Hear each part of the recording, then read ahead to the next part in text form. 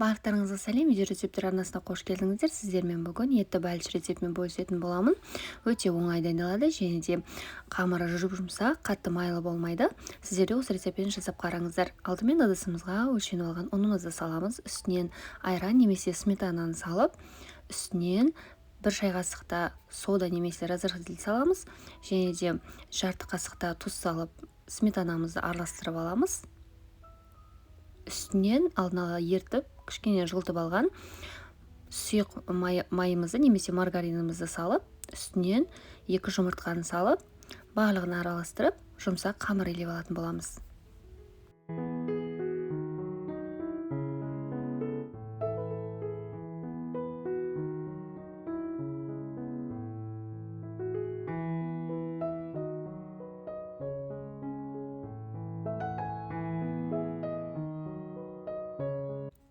Қамырды илеп, салфанға салып, 5-6 минут тындырамыз, және де ол арада қамырды тағы да илеп, тындырып алатын боламыз.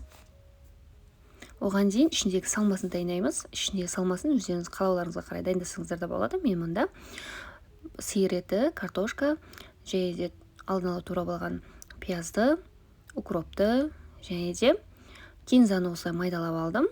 Немесе молотый кинза пайдалансаңыздар да болады. Қара бұрыш және де тұз салып, барлығын араластырып дайындап аламыз.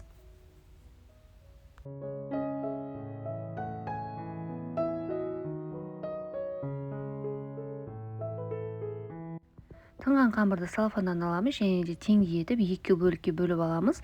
Ең төменгі бөлігін жайып, листімізге орналастырамыз. Және де үстінен жаңағы дайын болған фаршымызды салып аламыз.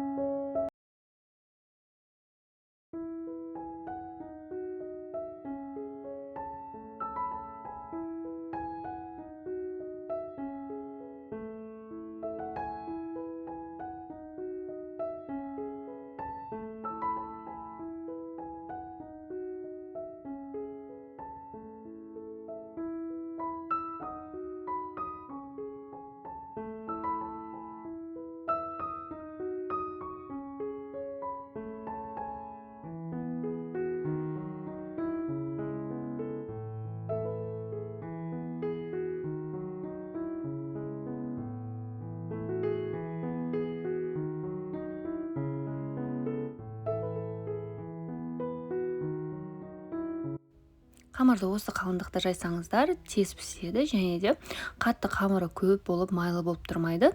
Сондықтан осы қатты жұқада емес, қалыңда емес етіп жайғандарыңыз дұрыс болады.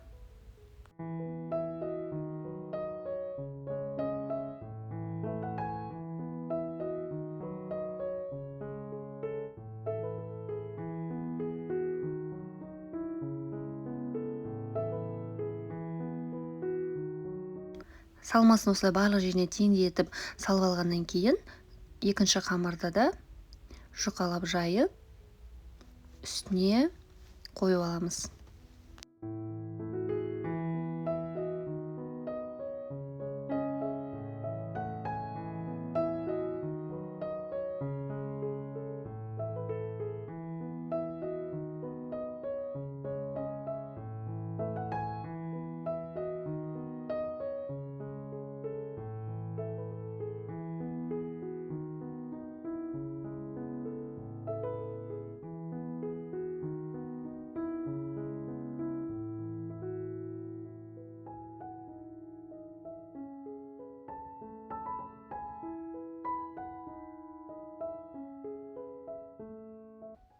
Қамырды осылай қолымыздың көмегімен екі жақтама осылай барлық жерін шымшып шығамыз.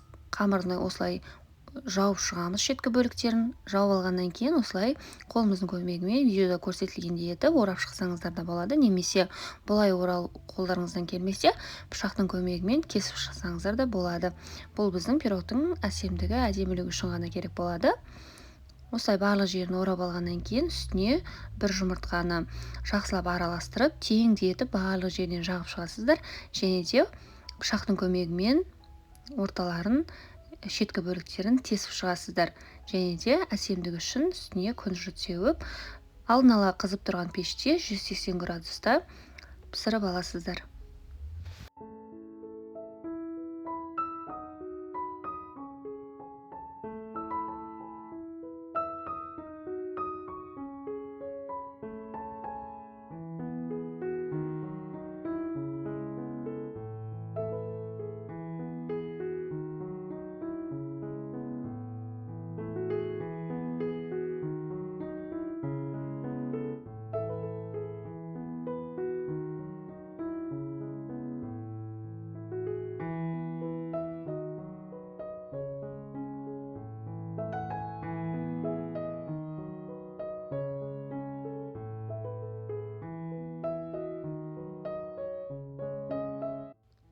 Дайын пирогты осылай ыстық күйінде дастарханға тартасыздар, ал бізге ас болсын. Сіздер де осы рецептпен жасап қараңыздар.